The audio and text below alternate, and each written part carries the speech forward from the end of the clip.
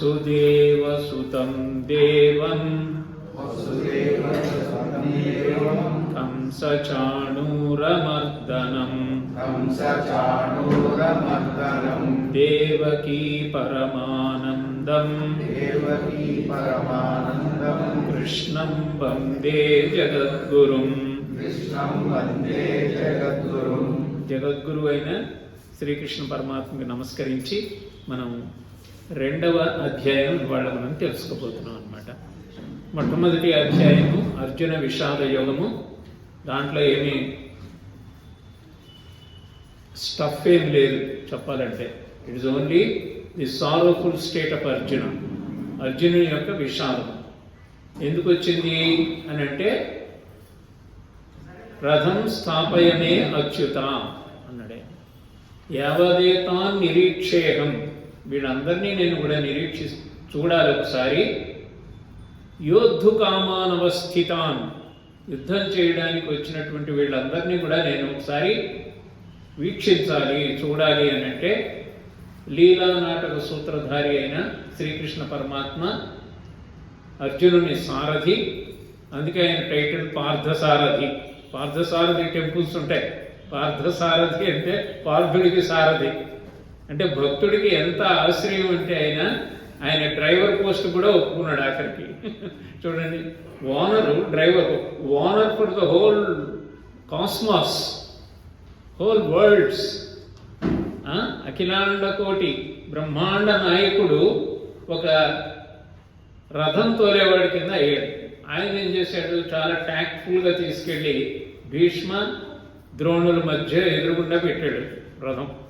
చూసుకొని సంగతి ఏంటని అంటే, ఇప్పుడు అర్జునుడు భీష్ముణ్ణి, తర్వాత ద్రోణాచార్యుణ్ణి, మిగతా తన కజిన్స్ అందరు ఉన్నారు కదా, తన వైపు ఉన్నారు, వాళ్ళ వైపు ఉన్నారు, మేనమామల్ని, బావమరుదుల్ని, ఇదంతా సంబంధీకుల్ని అందరినీ చూశాడు.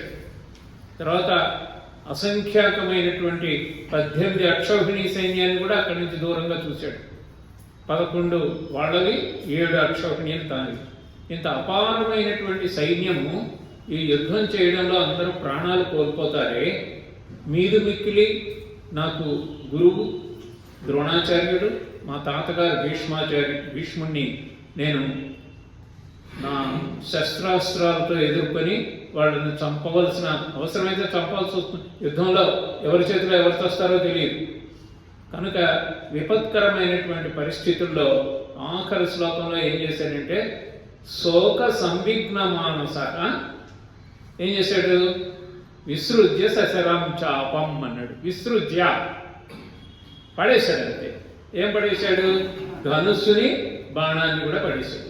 మళ్ళీ బాణం పెట్టుకోవాలి, రెండు పడేశాడు. అంటే completely resigned from the job అనమాట. నేనేం చేయను అంటే, అతనులో ఏమొచ్చింది, ఇప్పుడు అర్జునుడు ఏమైనా తక్కువవాడా? ఆయనకి 10 టైటిల్స్ ఉన్నాయి. పిడుగులు పడేటప్పుడు మన ఇంట్లో చదివిస్తారు. ఏమిటి, కిరీటి, ధనంజయ, అవన్నీ ఉన్నాయి చాలా పని. అన్ని బిరుదులు అందుకొని అవక్ర పరాక్రమంతో ఎంతో మందిని చంపినటువంటి వాడు ఇప్పుడు ఈ యుద్ధ భూమిలోకి వచ్చేటప్పటికి ఎందుకు ఇలా చతికిలబడవలసి వచ్చింది అని అంటే, అతను మోహంలో పడ్డాడు, మమకారంలో పడ్డాడు. చేసేది ధర్మయుద్ధం, కానీ ఇప్పుడు మమకారంలో పడ్డాడు. మమకారంలో పడినప్పుడు ఏమైంది, అతని మతి భ్రమించింది. బుద్ధి విచక్షణ జ్ఞానాన్ని కోల్పోయి ఏం చేశాడంటే ఏకరువు పెట్టాడు. ఈ యుద్ధం వల్ల ఎన్ని నష్టాలు వస్తాయి, ఇవన్నీ ఏకరువు పెడితే శ్రీకృష్ణ పరమాత్మ పెదవి విప్పి ఏం మాట్లాడాల. ఫస్ట్ చాప్టర్లో అసలు భగవాను వాచేరాలు. ఇక రెండవ అధ్యాయంలో వస్తుంది. శంకరాచార్యులు వారు అందుకే ఆయన భాష్యం రాసేటప్పుడు ఈ మొదటి అధ్యాయానికి ఆయన భాష్యం రాయాలి. 2nd చాప్టర్ నుంచే స్టార్ట్ చేశాడు. అది కూడా 11th శ్లోకం నుంచి స్టార్ట్ చేశాడు శంకర భాష్యం, which is considered to be the standard commentary on Bhagavad Gita అన్నమాట. చాలా మంది రాశారు, త్రిమతాచార్యులు అందరూ రాశారు. కానీ శంకరాచార్య గారు అద్వైత వేదాంతాన్ని దాంట్లో ప్రతిష్టాపన చేసి దాన్ని వేదములలో ఉపనిషత్తుల్లో ఉండేటటువంటి పరబ్రహ్మతత్వంని అర్థమయ్యేలాగా భగవద్గీతను భాష్యం రాశారు కనుక అది విశేషమైనటువంటి ప్రాచుర్యాన్ని పొందింది. ఇప్పుడు ఎవరైనా భగవద్గీత గురించి ఉపన్యాసాలు ఇస్తున్నారు అని అంటే శంకర భాష్యమే ప్రమాణం. శంకర భాష్యం ఆయన రాసేటప్పుడు ఎందుకు రాస్తున్నాను నేను అనేది కూడా చెప్పాను. శృతి స్మృతి పురాణానాం ఆలయం కరుణాలయం నమాం మీ భగవత్ పాదశంకరం లోకశంకరం. మనం అందరినీ ఉద్ధరించడానికి ఆయన ఏం చేస్తున్నారంటే ఈ భగవద్గీత మహాభారతంలో భీష్మ పర్వంలో ఉన్నది. దీన్ని ఎవరూ సరిగా పట్టించుకోవట్లేదు. మహాభారతం కథలో కొట్టుకుపోతున్నారు కానీ ఇంత వేదాంతమైనటువంటి మనిషి ఒక ఉత్తమమైనటువంటి జీవితానికి గడపవలసినటువంటి సామాగ్రి సరుకు ఇన్ని విశేషాలు ఉన్నటువంటిది అలా ఉంది అని చెప్పి దాన్ని ఎక్స్ట్రాక్ట్ చేసి దానికి భాష్యం రాశారు. భాష్యం రాయడానికి కారణం ఏమిటంటే ఇది మనిషి యొక్క శ్రేయస్సుకి అభ్యుదయానికి బాటలు వేస్తుంది అన్నారు. ఎంత చక్కగా రాశారో అది సంస్కృతంలో. శ్రేయస్సు అభ్యుదయం. అభ్యుదయం అంటే ముందుకు వెళ్ళడం, ప్రోగ్రెస్. శ్రేయస్సు అంటే welfare. See, this is concept that the world should progress well and also have what we call శ్రేయస్సు, వెల్ఫేర్ ఆల్సో. అంటే ఈ రోజుకు కూడా ఈ రోజు దీనికి ఎందుకు పట్టం కడుతున్నారు అని అంటే ఫారిన్ యూనివర్సిటీలో ఫారిన్ స్కాలర్స్ ఎందుకు కడుతున్నారు అని అంటే దీంట్లో ఉండేటటువంటి depth of knowledge not revolving around rituals, యజ్ఞాలు, క్రతువులు, వ్రతాలు వాటి గురించి వెళ్ళడంలా. దీంట్లో ఎక్కడ వ్రతం చేయమని ఎక్కడ చేయలే. పైగా ఏం చెప్పారంటే నువ్వేమక్కర్లా, భక్తితో నాకు సరెండర్ అవు. పత్రం పుష్పం ఫలం తోయం యో మే భక్త్యా ప్రయచ్చతి తదహం భక్త్యుపహృతం అస్నామి ప్రయతాత్మనః. నువ్వు పత్రం కానీ పుష్పం కానీ ఫలం భక్తి అనేది దాంట్లో జోడించిస్తే నాకు చాలన్నాడు. అంటే ఏంటి, people are going mad crazy about doing all this ritual. అవి కావాలంటే మొదటి స్టేజ్లో కావాల్సి వస్తుంది కానీ అక్కడితో ఆగిపోకూడదు. మీ యొక్క ప్రయాణము ఉన్నతమైనటువంటి జ్ఞానాన్ని ఉన్నతమైనటువంటి స్థితికి తీసుకువెళ్ళేటటువంటి దానికి వెళ్ళాలి అనే సదుద్దేశంతో నేను ఈ భాష్యాన్ని రాస్తున్నాను. ఏం మాకు రాదా మా సంస్కృతం, నువ్వు రాయాలా అని అంటారేమో అని ఇంకొక నెక్స్ట్ పారాగ్రాఫ్లో ఏం రాశారనంటే ఏదైనా ఒక గ్రంథస్థమైనటువంటి విషయం వచ్చినప్పుడు ఒకళ్ళు దాన్ని యథావిధిగా అర్థం చేసుకుంటారు, కొంతమంది దాన్ని సరిగా అర్థం చేసుకోరు, కొంతమంది దాన్ని విపరీతంగా అర్థం చేయరు, ఆపోజిట్ డైరెక్షన్లో అర్థం చేసుకుంటారు. ఒకే దాన్ని 3 రకాలుగా అర్థం చేసుకుంటారు. ఈ 3 రకాల వాళ్ళు అలాగ అర్థం చేసుకోకుండా దీన్ని వ్యాస హృదయాన్ని ఆవిష్కరించడానికి నేను ఈ యొక్క కామెంటరీ, ఈ భాష్యాన్ని నేను రాస్తున్నాను అన్నారు. కాబట్టి మనం శంకరుల వారిని స్మరించకుండా మనం భగవద్గీతని మనం పారాయణ చేయలేము అనమాట. వ్యాసుల వారు తర్వాత శంకర భగవత్పాదుల వారు. అందుకే ఏమంటాం, సదాశివ సమారంభాం శంకరాచార్య మధ్యమాం అస్మదాచార్య పర్యంతాం వందే గురు పరంపరాం. గురు పరంపర, ఆ గురు పరంపరకి నేను నమస్కరిస్తున్నాను. ఇంకా సాంఖ్యయోగము పేరే చాలా గమ్మత్తుగా ఉంది. ఈ పుస్తకం తీసి టైటిల్ చూడగానే పక్కన పెట్టేస్తారు. ఏంటంటే సాంఖ్యయోగం ఏంటారు బాబు. ముందు దాంట్లో కర్మయోగం ఉంది, భక్తి యోగం ఉంది, ఏదో కొద్దిగా ఏదో టాంజిబుల్గా ఉంది, పర్సెప్టబుల్ ఏదో చెప్తున్నారు. కానీ ఇది సాంఖ్యం అంటే ఏమిటి? సాంఖ్యము అని అంటే ఏంటంటే ఇదొక యోగం, ఇది సాంఖ్య యోగం. ఇది అంటే మనకి షడ్దర్శనాలు ఉన్నాయి, న్యాయము, వైశేషికము, సాంఖ్యము, ఏమండి, అలాగే యోగము, పూర్వమీమాంస, ఉత్తర మీమాంస, ఈ 6 షడ్దర్శనాలు. మనకి ఇప్పుడు తెలియట్లే, ఇంగ్లీష్ మీడియం స్కూల్స్ వచ్చి మనంతా ఈ ఉద్యోగాల కొలువుల్లో పడిపోయి అసలు మన సంస్కృతి అనేది మర్చిపోయాం. దీంట్లో సాంఖ్యం కూడా వస్తుందన్నమాట. సాంఖ్యము అని ఏంటంటే జ్ఞానము, ప్యూర్ నాలెడ్జ్ ఉంటుంది అనమాట. దీంట్లో ప్యూర్ నాలెడ్జ్, ప్యూర్ ఫిజిక్స్ లాగా. ప్యూర్ ఫిజిక్స్ తొందరగా అర్థం కాదు, ఎందుకంటే దాన్ని అప్లైడ్ ఫిజిక్స్లో తీసుకొస్తే అర్థమవుతుంది. అట్లాగే ఈ సాంఖ్యం ఏంటంటే సంఖ్య నుంచి వచ్చింది. ఇది సంఖ్య అంటే కొలిచేది, మెజర్ చేసేది. We can express anything only when we can measure it కదా. ఏదైనా మనం మెజర్ చేస్తేనే కదా తెలిసేది. మీ అబ్బాయి ఎలా చదువుతున్నారంటే మార్కులతో మెజర్ చేస్తాం. మీరు ఎంత స్థలం కొన్నారంటే స్క్వేర్ యార్డ్స్లో మెజర్ చేస్తారు. అలా మెజర్ చేయాలి. అయితే వీళ్ళు ఏం చేశారంటే మెజర్ చేశారు. ఏం చేశారనంటే ఆత్మ వస్తువులు ఏమిటి, అనాత్మ వస్తువులు ఏంటి అని మెజర్ చేశారనమాట. అనాత్మ వస్తువులు 24 తేలిని, ఆత్మవస్తువు ఒకటే తేలింది, అదే సాంఖ్యయోగం.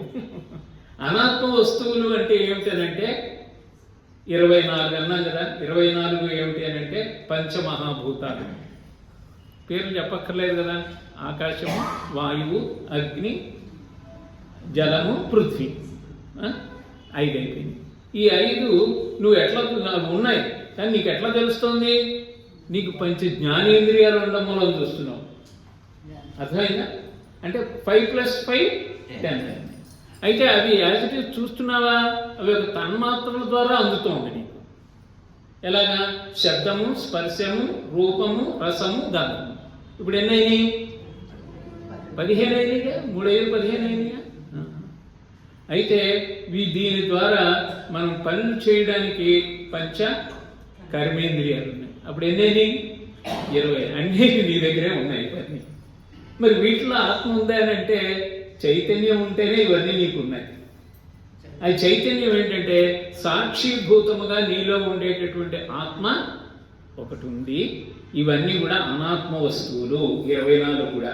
25 ఇది ఉంటేనే పనిచేస్తుంది. గుడిలో, గర్భగుడిలో, మూలస్థానంలో భగవంతుడు ఉంటేనే ఆ గుడికి విలువ.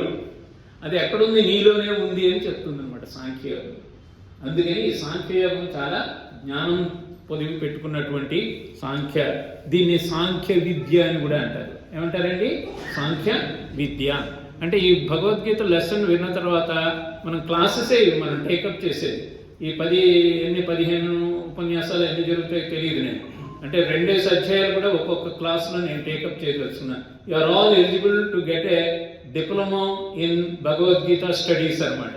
అంటే నేను పరీక్షలు పెట్టాను, కానీ మీరు ప్రింట్ చేస్తే కూడా ఇవ్వచ్చు. మనకి పేపర్లో విలువ ఏం లేదు. జ్ఞానం మీరు రేపు సాంఖ్యయోగం అంటే అది కంగారు పడక్కర్లా.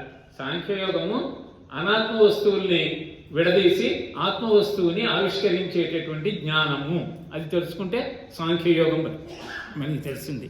దీంట్లో 5 ఫండమెంటల్ పాయింట్స్ ఉన్నాయి దీంట్లో సాంఖ్యయోగంలో. ఏమిటి అని అంటే మొట్టమొదట అర్జునుడు తన విషాదాన్ని మళ్ళీ వినిపిస్తాడు. ఇక్కడ అర్జునుడు తన విషాదాన్ని వినిపించి పరమాత్మకి చెప్పుకొని 1వ చాప్టర్లో చేసింది చాలా కదా కొద్ది కొసరు. మళ్ళీ అమ్మ దగ్గరికి ఏడుస్తున్నాడు పిల్లవాడు, దెబ్బతగిలింది. పిలిచిన తర్వాత కూడా వాడిని బాగా కౌలించుకున్నాడు. మళ్ళీ ఎక్కి ఏడుస్తుంటాడు. లేదురా బాబు తగ్గిపోయిందంటే అప్పుడు వస్తాడు.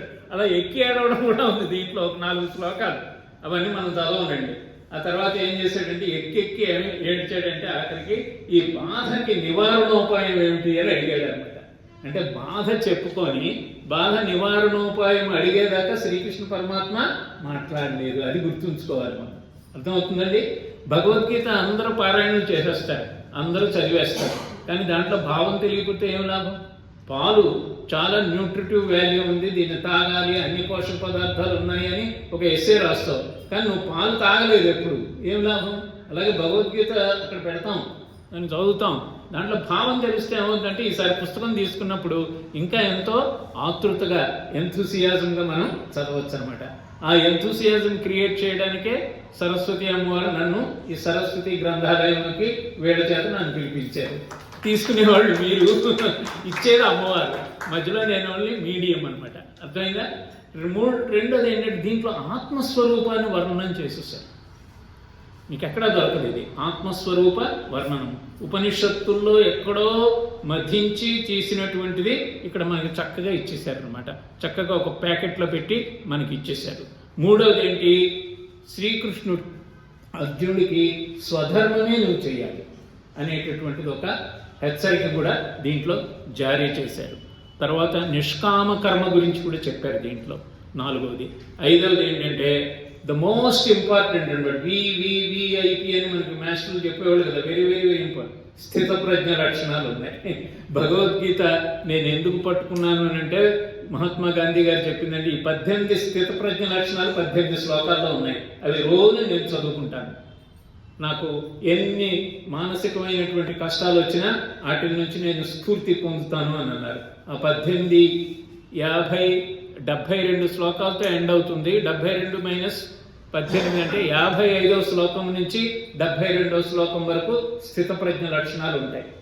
ఆ స్థితప్రజ్ఞ లక్షణాలు ఎందుకు ఇచ్చారు, ఆత్మతత్వాన్ని ఎందుకు చెప్పారు అని అంటే, ఈ ఆత్మని తెలుసుకోవాలంటే నువ్వు స్థితప్రజ్ఞుడివి కావాలి అనేటటువంటిది. అది ఎలా చెప్పారు అనేటటువంటిది శ్లోకపూర్వకంగా మనం చెప్పుకున్నాం.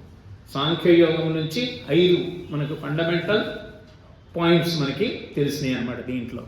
తర్వాత దీంట్లో కొన్ని శ్లోకాలు మీ చేతి చదివిస్తాను. 72 శ్లోకాలు ఉన్నటువంటివి ఈ యొక్క సాంఖ్యయోగాన్ని సంక్షిప్తంగా మీ ముందు ఉంచడానికి ప్రయత్నిస్తున్నాను.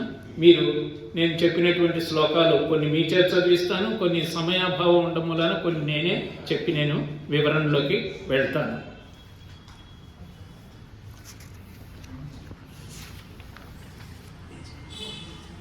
చెప్పండి. శ్రీమద్భగవద్గీత అథ ద్వితీయోధ్యాయః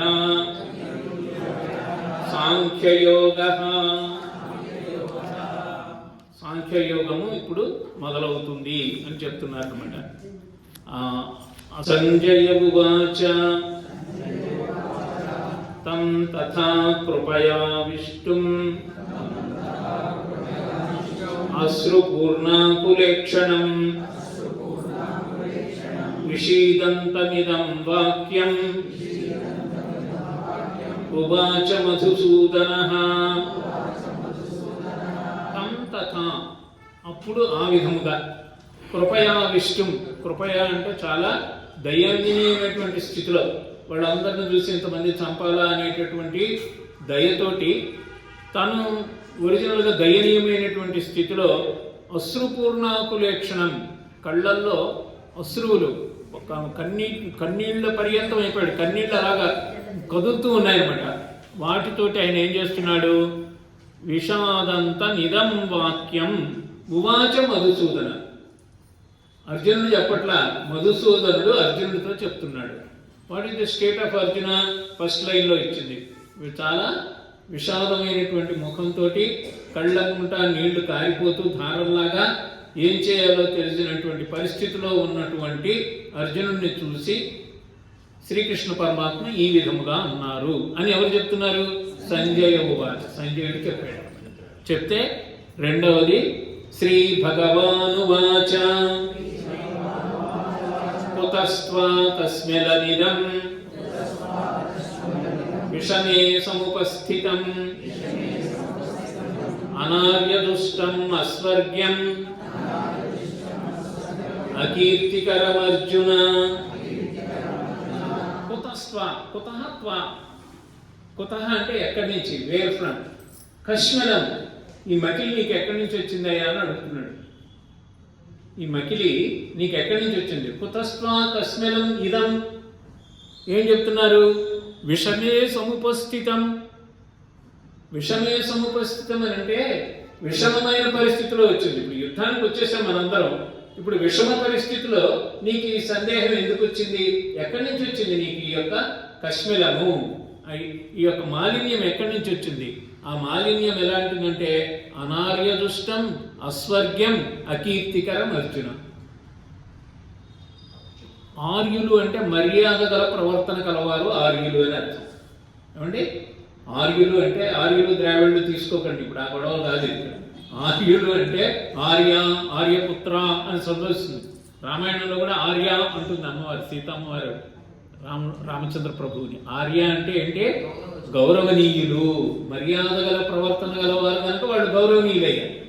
కాబట్టి అనార్యదుష్టం అంటే అమర్యాదకరమైనటువంటి ప్రవర్తన నిన్ను ఎక్కడి నుంచి ఆవరించింది? దుష్టం నీకు ఎక్కడి నుంచి ఆవరించింది? ఇది అస్వర్గ్యం, ఇది నిన్ను స్వర్గానికి తీసుకుపోదు. అకీర్తికరం, నీకున్నటువంటి కీర్తిని కూడా పాడు చేస్తుంది. ఓ అర్జున, నీకు ఎక్కడి నుంచి వచ్చింది అని ఒక షాక్ ట్రీట్మెంట్ లాగా ఇచ్చాడు. నువ్వు ఏడవ బాబు అని అన్నట్లు ఎక్కడి నుంచి వచ్చిందా నీకు చండాలం అని అడుగుతున్నాడు. ఎక్కడి నుంచి? Where from you got this? కుతస్త్వా కస్మలనిదం. ఎందుకంటే క్షత్రియుడు కదా, కొద్దిగా అతన్ని కొద్దిగా పోక్ చేయాలన్నమాట. అందుకని అంటే రజోగుణం, తామస గుణంలో పడిపోయాడు. నేను వదిలేసి కూర్చున్నాను, నువ్వేం చేయాలి, నాకు ఏం చేయాలో తెలియదు, ఏడుస్తున్నాడు. ఏడవడం ఏమిటది? అధముడి లక్షణం అది. లేవు, నిలబడాలి అని అంటే గబుక్కునంటే నిలబడలేడు. అందుకని ఏం చేశాడు? ముందు నువ్వు అమర్యాదకరమైనటువంటి ప్రవర్తనలో ఉన్నావు, నీకు కీర్తి పోతుంది, కీర్తి వచ్చేటటువంటిది కాదు, పోనీ స్వర్గం కూడా రాదు. కాబట్టి ఏం చెప్తున్నారు? 3వ శ్లోకం చాలా ఇంపార్టెంట్ శ్లోకం, స్వామి వివేకానంద గారికి చాలా ఇష్టమైన శ్లోకం ఇది. ఇది ఏం చెప్పారంటే వివేకానంద స్వామి 699 శ్లోకాలు ప్లస్ ఇది కలిపితే ఎంతైనా 700 శ్లోకాలు. 699 శ్లోకాలు మటుమాయమైపోయిన ఈ ఒక్క శ్లోకం ఉంటే భగవద్గీత మళ్ళీ పుష్పించి చిగురించి మళ్ళీ ఫలాలు వస్తాయన్నాడు. అంత పవర్ఫుల్ శ్లోకం అన్నమాట ఇది. కాబట్టి మీరు పవర్ఫుల్గా గట్టిగా చెప్పాలి. మనది క్లైబ్యం ఆస్మగమః పార్థ నైతత్వయ్యుపపద్యతే క్షుద్రం హృదయ దౌర్బల్యం త్యక్తోత్తిష్ఠ పరంతప. పరంతప అంటున్నాడు. ఇందాకేమో షాక్ ట్రీట్మెంట్ ఎక్కడొచ్చింది అని అన్నారు కదా, ఇప్పుడు వెంటనే మళ్ళీ బుజ్జగింపుగా పరంతప అంటున్నాడు. పరంతప అంటే ఏంటి? శత్రువుల్ని తప్పింపజేసేవాడా అని అంటున్నాడు. అర్జునుడి ముందు ఎవరో నిలబడలేరు. ఈ సచ్ ఏ గ్రేట్ వ్యారియర్. ఎంతో మందిని కొట్టాడు. ఉత్తరగోగ్రహణంలో అందరిని నిలబెట్టేశాడు. ఇంద్రుడు ఇతను హెల్ప్ తీసుకునేవాడు. రాజసూయ యోగంలో ధనాన్ని జయించి పట్టుకొచ్చాడు యుధిష్ఠిరుడికి. అందుకే ధనంజయ అనే టైటిల్ వచ్చింది. అది ఇన్ని ఉన్నవాడు ఇప్పుడు అది పరంతప. నీకంత ఇన్నేట్ పొటెన్షియాలిటీ ఉంది, but you are crying like a child. ఏడుస్తున్నావు నువ్వు అని చెప్తున్నాడు అనమాట. పరంతప క్లైబ్యం ఆస్మగమ. క్లీబత్వము. క్లైబం అని అంటే ఏంటంటే ఏమి చేతకానితనాన్ని క్లీబత్వము అంటారు. యాక్చువల్గా చెప్పాలంటే నపుంసకత్వము అనమాట. ఏమి చేయలేదు, ఇంపార్టెంట్. ఇది ఎక్కడి నుంచి వచ్చింది నీకు? మా ఆస్మగమహ. దాని దగ్గరికి రా నీకు. మా అంటే వద్దు అని, ఆస్మగమహ అంటే దగ్గరికి రా నీకు. అంటే ఈ పిరికితనాన్ని, ఈ చేతకానితనాన్ని దరికి చేరనీయకు అని చెప్తున్నాడు వాడు. క్లైబ్యం ఆస్మగమ పార్థ నైతత్వయుపపద్యతే. నై ఉపపద్యతే. ఉపపద్యతే అంటే ఇది నీకు తగదు అని చెప్తున్నాడు. ఇది నీకు తగదు అని అంటే అర్థం ఏంటి? It is not befitting for you. It is not befitting for you. You are such a great warrior, you are crying like a child. It is not befitting for you. క్షుద్రం హృదయ దౌర్బల్యం. నీచమైనది ఇది హృదయ దౌర్బల్యం. నేనేమి చేయలేని వాడిని, ఈ కెపాసిటీ ఉన్నా నేనేం చేయలేని వాడిని అన్నాం, అది దౌర్బల్యత్వం. అది క్షుద్రం, నీచమైనటువంటిది. కాబట్టి త్యక్తోత్తిష్ఠ పరంతప. త్యక్త అంటే దాన్ని వదిలే, దాన్ని వదిలేసే. ఆ నీచమైనటువంటి క్షుద్రమైనటువంటి గుణాన్ని వదిలి ఉత్తిష్ఠ గెటప్ అంటున్నాడు. ఉత్తిష్ఠ అంటే గెటప్ అని. కౌసల్య సుప్రజా రామ పూర్వ సంధ్యా ప్రవర్తతే ఉత్తిష్ఠ నరశార్దూల కర్తవ్యం దైవమాహ్నికం. ఇది మనకి వెంకటేశ్వర స్వామి సుప్రభాతంలో వస్తుంది, కానీ ఇది యాక్చువల్గా రామాయణంలోది. విశ్వామిత్రుడు రాముల వారు పండుకుంటే లేపేటప్పుడు చెప్పిన శ్లోకం ఇది. కౌసల్య సుప్రజ, కౌసల్య యొక్క సంతానం సుప్రజ రామ. కర్తవ్యం దైవమాహ్నికం. నువ్వేం పనులు చేయాలో వాటి కోసం లే. ఆ ఉత్తిష్ట అన్నమాట ఇక్కడ చెప్తుందని అంటే నువ్వు లే, getup and face the enemies అనేటటువంటి సందేశం దీంట్లో వస్తుంది. అంటే ముందు ఏ పని చేయాలన్నా యంగ్ పీపుల్ రావడం లేదు. యంగ్ పీపుల్కి కావాల్సినటువంటి ఇన్పుట్స్ కూడా భగవద్గీతలో ఉన్నాయి. ఏదైనా పని చేయాలంటే ముందు ఉత్సాహం ఉండాలి. మీరు వినాలనుకోండి, మీరు ఉత్సాహంగా రావాలి ఇక్కడికి. ఏ రామన్ గారు ఫోన్ చేశారు, ఎందుకులే ఏమనుకుంటాడో అని వస్తే ఉత్సాహం. అలాగే నేను కూడా భగవద్గీత నేను ఎన్నోసార్లు చెప్పినా మళ్ళీ ఇంకో ఉత్సాహంగా దీన్ని ఇంకెంత సులువుగా వీళ్ళకి చెప్పగలననే ఉత్సాహం నాలో ఉండాలి. అప్పుడు రెండు ఉంటే రక్తి కడుతుంది. అందుకే ఏమన్నారనంటే భగవంతుడు వచ్చి అక్కడ కూర్చుంటాడట. ఎక్కడ కూర్చుంటాడు? ఉత్సాహం సాహసం ధైర్యం బుద్ధి శక్తి పరాక్రమ షడేతే యత్ర తిష్టంతి తత్ర దేవోసి తిష్టతి. అక్కడ వచ్చి దేవుళ్ళు కూర్చుంటారట. ఈ 6 గుణాలు ఉండాలి. మన పిల్లలకి చెప్పాలి. ఉత్సాహం ఉండాలి, సాహసం ఉండాలి, ధైర్యం ఉండాలి. కాబట్టి ఇక్కడ ఏం చెప్తున్నారు?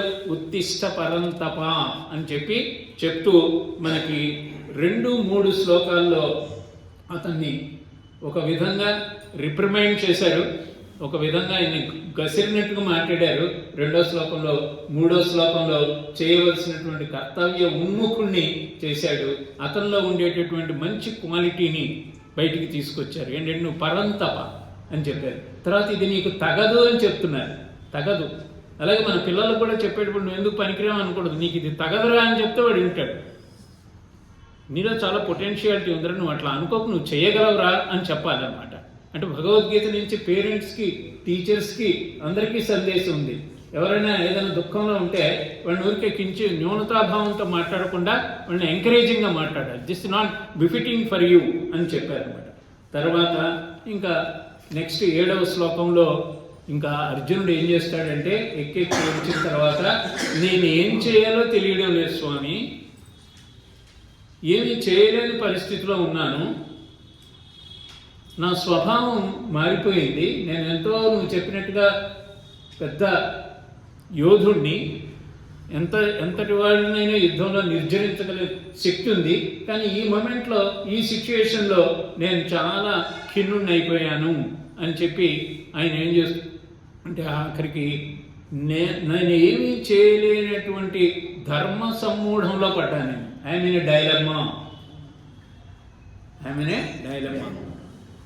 Whether to kill my grandpa, my teacher, my cousins, my close relatives, or to run away from this battlefield. నేను ఇప్పుడు రెండింటి మధ్య ద్వంద్వ స్థితిలో ఉన్నాను నేను అని చెప్పేటటువంటి 7వ శ్లోకము తీసుకుందాం. చదవండి, ఇదందరూ కూడా రిపీట్ చేయాలి. పుస్తకం ఉందమ్మా తల్లి మీ దగ్గర? పుస్తకం తెలుగు రాదు. ఓకే. కార్పణ్య దోషోపహత స్వభావః పృచ్ఛామి త్వాం ధర్మ సమ్మూఢచేతాః యచ్ఛ్రేయస్యాన్నిశ్చితం బ్రూహి తన్మే శిష్యస్తేహం శాధి మాం త్వాం ప్రపన్నం. శిష్యస్తే అహం, నీవు నన్ను శిష్యుడిగా తీసుకో, స్వీకరించి ఏం చేయాలి? కార్పణ్య దోషోపహత స్వభావ, అజ్ఞానం అలుపుద్ది నన్ను, ఆ అజ్ఞానంలో పడ్డాను నేను. ఈ యొక్క ధర్మ సమ్మూఢ చేతాహ, ధర్మమునందు సందేహం కలిగింది. ఇప్పుడు ఇంతమందిని చంపడం అధర్మం అని అనుకుంటున్నాను నేను, కానీ చంపకపోవడం కూడా ధర్మయుద్ధంలో అది అధర్మమే, ఇది అధర్మమే, అది అధర్మమే. Which decision I have to take? I mean a dialogue. అదే ధర్మ సమ్మూఢ చేతాహ. చేత అంటే మైండ్ అనమాట, మనస్సు. నా మనస్సు ఈ విధంగా దీంట్లో పడింది, కృపణత్వం అనే దోషం చేత కొట్టబడిన వాడిని అయ్యాను నేను, సరైన నిర్ణయం తీసుకోలేను. యచ్ఛ్రేయస్యాన్నిశ్చితం బ్రూహి మే, అంటే నాకు ఏది శ్రేయస్సో, which is beneficial for me, you accept me as your disciple, నన్ను శిష్యుడిగా స్వీకరించి నాకు ఆ జ్ఞానాన్ని ఉపదేశించు అని చెప్తున్నాడు. అందుకే భగవద్గీత వచ్చిందన్నమాట. అంటే ఏమిటి? శ్రీకృష్ణ పరమాత్మని గురువుగా ఎన్నుకున్నాడు, తాను శిష్యుడని చెప్తున్నాడు, నిన్ను శరణుదొచ్చానన్నాడు, నేను సమ్మూఢ చేతాహ, ధర్మ సమ్మూఢ చేతాహ నా సిచ్యువేషన్ చెప్పాడు. ఇప్పుడు నువ్వు చెప్పానంటే అప్పుడు భగవద్గీత వచ్చింది. అప్పటిదాకా శ్రీకృష్ణ పరమాత్మ ఏం మాట్లాడండి. ఇది ఒకటి అర్థం చేసుకోవాలి. భగవద్గీతను చదివేటప్పుడు ఎవరు చెప్పాలి అనేటటువంటిది మనకు అలా చెప్తూ, అప్పుడు శ్రీకృష్ణ పరమాత్మ ఏమన్నారు అని అంటే డైరెక్ట్గా ఆత్మతత్వంలోకి తీసుకువెళ్ళిపోయారు. 11వ శ్లోకం ఇది. శ్రీ భగవానువాచ అశోచ్యానన్వశోచస్త్వం ప్రజ్ఞావాదాంశ్చ భాషసే గతాసు నగతాసుంశ్చ నాను శోచంతి పండితాః. అశోచ్యాన్ అన్వశోచస్తం, శోకింపదగని వారి గురించి నువ్వు శోకిస్తున్నావు. మళ్ళీ పైగా on the top of it ప్రజ్ఞావాదాంశ్చ భాషసే, పండితుడిలా మాట్లాడుతున్నావు. మళ్ళీ సరే, ఏడవకూడని వాళ్ళని గురించి ఏడుస్తూ మళ్ళీ ప్రజ్ఞావాదాంశ్చ భాషసే. కానీ ఒకటి గుర్తుపెట్టుకో, పండితాహ అన్నారు. పండితాహ అన్న మాట ఎక్కడి నుంచి వచ్చిందో పండా అనే మాట నుంచి వచ్చింది. పండా అనేటప్పటికి మనం గుళ్ళలో ఆ పండాలను దృష్టిలో పెట్టుకున్నారు. పండా అంటే సంస్కృత పదం ప్రకారం ఆత్మజ్ఞానం తెలిసిన వారు అని అర్థం. ఆత్మజ్ఞానం తెలిసిన వారు ఉన్నవాళ్ళ గురించి పోయిన వాళ్ళ గురించి ఆలోచించరు, అది గుర్తుపెట్టుకొని డైరెక్ట్గా ఆత్మను గురించి చెప్పేస్తున్నాడు. అశోచ్య, దీన్ని ఏమన్నారంటే కీలక శ్లోకం అన్నారు దీంట్లో భగవద్గీతలో. భగవద్గీతలో ఏం చెప్తారు? శ్రీమద్భగవద్గీతా మంత్రస్య అనుష్ఠుప్ ఛందః శ్రీకృష్ణ పరమాత్మ దేవత అశోచ్యానన్వశోచస్త్వమితి బీజం. సంకల్పం చెప్పేటప్పుడు చదువుతారు, ఇది బీజం. బీజం అంటే ఏంటండి? చెట్టు అంతా దాంట్లో దాగి ఉంది. చెట్టు అంతా మర్రి వృక్షం ఎంత ఉంటుంది? మర్రి విత్తు ఎంత ఉంటుంది? చిన్నది ఉంటుంది. దాంట్లో ఎంత ఉంటుంది? అడయారులో అయితే 2 స్క్వేర్ కిలోమీటర్స్ విస్తరించినటువంటి మర్రి చెట్టు దాంట్లో దాగుంది. దాని ఎక్కడుంది? దాని ఆరిజిన్ బీజంలో ఉంది.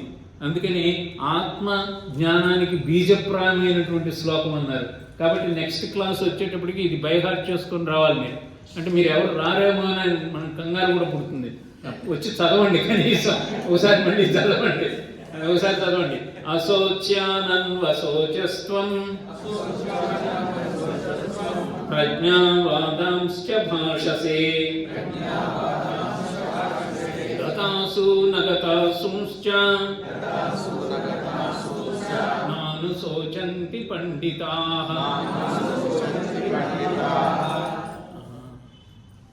ఇప్పుడు అర్జునుడికి ఆత్మ, ఈ పండితులు ఇవన్నీ చెప్పేటప్పటికి కొద్దిగా ఇంకా క్లారిటీ రాలే. అంటే భగవద్గీత ఏంటంటే అన్ఫోల్డ్స్. ఇప్పుడు మొగ్గలాగా ఉన్నటువంటిది నెమ్మదిగా విస్తరించినట్టుగా, అందుకనే అన్ని శ్లోకాలు ఉన్నమాట. గమనించాడు గురువు. ఎప్పుడు ఏం చేయాలంటే శిష్యుడి యొక్క మానసిక స్థితిని గమనించి తన యొక్క టీచింగ్ మెథడ్ని మార్చాల్సి వస్తుంది. నెమ్మదిగా 14వ శ్లోకంలో మారుస్తున్నాడు. అది ఏమిటి అని అంటే, ఇంద్రియ విషయాలు వెళుతున్నప్పుడు అవి 2 రకాల ఫీలింగ్స్ ఇస్తాయి మనకి. అంటే ఫర్ ఎగ్జాంపుల్ ఇప్పుడు ఒక స్వీట్ మైసూరు పాకు పెడతారు వాళ్ళ భోజనాల్లో అని అనుకున్నారు అనుకోండి. మైసూరు పాకు కాకుండా వేరే స్వీటు నీకు అక్కడ కనపడింది అనుకోండి, ఏంట్రా అంటే మనకి ఇంద్రియ విషయాలకు వెళ్ళినప్పుడు ఆ ట్రాన్సాక్షన్లో మనకి సుఖమైన ఉంటుంది, దుఃఖమైన ఉంటుంది. ఎలాగా? ఒక ఆయన బయటికి వెళ్ళి వచ్చాడు ఇంట్లోకి, కరెంట్ లేదు. అరే స్విచ్లో వేసారు, కరెంట్ వేసాం, కరెంట్ పోయిందని. కరెంట్ పోయిందా? ఎప్పుడు ఇంతే అది ఏదైనా పాపం అలసిపోయి వచ్చాడు కదా, కూర్చున్నాడు. మన పక్కింటి వాళ్ళకి కూడా పోయిందని అంటే హ్యాపీ. అంటే ఏంటి? మనకు పోయినా పర్వాలేదు, పక్కోడికి కూడా పోయింది కనుక ఓకే. మన అబ్బాయి తప్పాడు, మన పక్కింటి వాళ్ళ అబ్బాయి తప్పాడు, ఓకే హ్యాపీ. మన అబ్బాయికి ఫస్ట్ క్లాస్, పక్కింటి వాడికి 3rd క్లాస్, హ్యాపీ. అంటే రిలేటివ్ అనమాట హ్యాపీనెస్ అనేది. అంటే ఇంద్రియ విషయాల వైపు వెళ్ళినప్పుడు ఏదో సుఖమైన ఇస్తున్నాయి, దుఃఖమైన ఇస్తున్నాయి. అవి ఎప్పటికీ ఉంటాయా? ఉండవు, తాత్కాలికమే కదా. ఇంకో వస్తువు చూస్తావు, నీ యొక్క దైనందిన చర్యలో అనేక ట్రాన్సాక్షన్ చేస్తున్నాయి. ఒకటి కాదు, 5 డిపార్ట్మెంట్స్ ఉన్నాయి. ఆడియో, విజువల్, టేస్ట్ డిపార్ట్మెంట్ ఉంది, స్మెల్లింగ్ డిపార్ట్మెంట్ ఉంది, ఇవి ఉన్నాయి. ఇవి ఎన్ని డిపార్ట్మెంట్స్ అనేకం వస్తున్నాయి. అవన్నీ కూడా తాత్కాలికమైనవి తెలుసుకో. నువ్వు ఇప్పుడు నన్ను చూసి ఏదో బోర్మని ఏడుస్తున్నావు కదా, ఇది కొద్దిగా నీ మొమెంటరీగా వచ్చినటువంటిది అది అని చెప్పేటటువంటి శ్లోకం 14వ శ్లోకం. మాత్రా స్పర్శాస్తు కౌంతేయ శీతోష్ణ సుఖ దుఃఖదాః ఆగమాపాయినో నిత్యా తాం తితిక్షిస్వ భారత. ఆగమ అపాయను, రాకపోకలు కలవు. శ్రీరామకృష్ణ పరమహంస ఒక కథ చెప్తారు. అంత ఆయన మంచాన పడ్డాడు, గృహస్థుడు, అది ఇది అంత బాధపడుతూ ఉంటాడు. ఒక శిష్యుడు ఈయన దగ్గరికి వచ్చి, నేను మఠంలో చేరిపోతాను, సన్యాసిని అయిపోయి, కానీ మా ఇంట్లో వాళ్ళు పర్మిషన్ ఇవ్వటం లేదు. వాళ్ళ మీద నాకు ఉండేటటువంటి మమత, అనుబంధం, అనురాగం ఏవో ఉంటాయి కదా, అవన్నీ చెప్పేసి వాళ్ళు నన్ను వదలట్లేదు, నాకు కష్టంగా ఉందని. అంటే గురువు దగ్గర చెప్పారనమాట. కథలా చెప్తుంటారండి. పారబుల్స్ ఆఫ్ శ్రీరామకృష్ణ అంటారు వీటిని. అంటే ఒక చిన్న కథల్లాగా ఉంటాయి, దాంట్లో అర్థం ఉంటుంది. అయితే నా గురువు ఏమన్నాడంటే, నీకు ఒక మూలిక ఒకటి ఇస్తాను, ఇది నువ్వు ఇంటికి వెళ్ళిన తర్వాత వేసుకోను. అప్పుడు ఏమందంటే నీకు చైతన్యం లేకుండా పడిపోతావు, రోజంతా అలా పడిపోతావు, కానీ నీ ప్రాణం ఏం పోదు. కానీ అప్పుడు ఏం జరుగుతుందో, నీకు ఏం జరుగుతుందో కూడా తెలుస్తూ ఉంటుంది నీకు. కానీ నువ్వు చైతన్యం లేకుండా ఉంటావు అని అంటే మూలికి వేసుకున్నాడు, పడిపోయాడు. సన్యాసులు కలుస్తామని అంతకుముందు చెప్తున్నాడు, వీళ్ళేమో వదలట్లేదు. అందరూ పోయాడు అనుకొని ఏడుపులు మొదలు పెడితే ఆ గురువు గారు వచ్చారు. వచ్చి ఈయన నేను బతికిస్తాను, కాదు మీలో ఎవరైనా మీ ప్రాణం అతనికి ఇచ్చేస్తే నేను బతికిస్తాను. ముందు ఎవరిని అడుగుతారు? భార్యని అడిగారు. భార్య అడిగితే మరి రెండో అబ్బాయికి ఇంకా పెళ్లి కాలేదండి, పెళ్లి చేశాక నేను ఇస్తానండి ప్రాణం. తల్లి పెద్ద ఆమెను అడిగారు, నేను మా మనవడి పెళ్లి చూసుకొద్దా, మా మనవడు పుట్టే మనవడిని కూడా చూడడానికి కదా నేను బతుకుంది అన్నారు. ఇంకొకళ్ళని అడిగారు, ఎవరు మట్టుకాళ్ళు అన్నారు. అప్పుడు ఈయన గుడికి ప్రభావం తగ్గింది, ఈయన లేచి నిలబడ్డాడు. గురువు గారు నేను వచ్చేస్తానండి, ఇంక నాకు తెలిసిపోయింది సంగతి. అంటే ఏంటి ఇవన్నీ ఆగమాపై ఇవన్నీ రిలేషన్స్ అన్నీ కూడా కొంతవరకే ఉంటుంది, కానీ యాక్చువల్గా టెస్ట్ ఆఫ్ టైం వచ్చినప్పుడు నిలబడేవి చాలా తక్కువ కనుక వాటి గురించి ఏమి వర్రీ కాకు. తాం తితిక్షిస్వ భారత, అది అండర్లైన్ చేసేది. తితిక్ష అంటే ఏంటంటే పేషెన్స్. పేషెన్స్. చాలామంది గొప్పవాళ్ళు అద్భుతమైన ఫలితాలు సాధించడానికి కారణం ఏంటంటే వాళ్ళ పేషెన్స్ ఉంటుంది. ఒక నారాయణమూర్తి గారు ఇన్ఫోసిస్ స్టార్ట్ చేసిన ఆయన ఆ వీసాల కోసం వెళ్ళి ఢిల్లీలో ఎంబసీలో అక్కడ వరండాల మీద తిరుగుతూ ఉండేవాట. అసలు సీట్ కూడా ఉండేది కదా కూర్చోడానికి. But he has created a world class Infosys company. చాలామంది అంతే. నెల్సన్ మండేలా గారు అయితే ఆయన 6 అంగుళాలు హైట్ ఉన్నటువంటి వాడిని 6 అడుగులు ఉండేటటువంటి జైల్లోనే ఆయన 24 ఏళ్ళు పెట్టారు. తితిక్షస్వ. ఆయన బయటకు వచ్చిన తర్వాత నువ్వేం చేస్తావు, ఇంతమంది చేశారంటే ఐ హ్యావ్ ఫర్గివెన్ దెమ్ అన్నాడు. నేను వాళ్ళందరినీ క్షమించేసాను అనుకోండి అన్నాడు. ఎంత గొప్పదనం అది. అంటే గొప్పవాళ్ళు ఎట్లాగుంటారు అని అంటే అట్లా ఉంటారు. అలాగే భగత్ సింగ్ ఆయన ఉరితాడు పెట్టుకొని ఏమన్నాడంటే ఇంకో జన్మ ఉంటే మళ్ళీ ఇస్తాను నేను నా దేశానికి అన్నాడు. అంటే ఇవి ఏంటంటే వాళ్ళకి క్షమాగుణం, ఇది మన సాక్రిఫైస్ చేసేటటువంటి గుణం అనమాట. అది నువ్వు అలవర్చుకో. తాం తితిక్షిస్వ భారత. Bhagavad Gita is not only to chant but to go deep, analyse and apply in your daily life. అది భగవద్గీత చెప్పేది. అందుకే దీన్ని ఏమన్నారంటే ప్రాక్టికల్ ఫిలాసఫీ అని అన్నారు అనమాట. దానికి ఇంకా ఏం చెప్తున్నారు?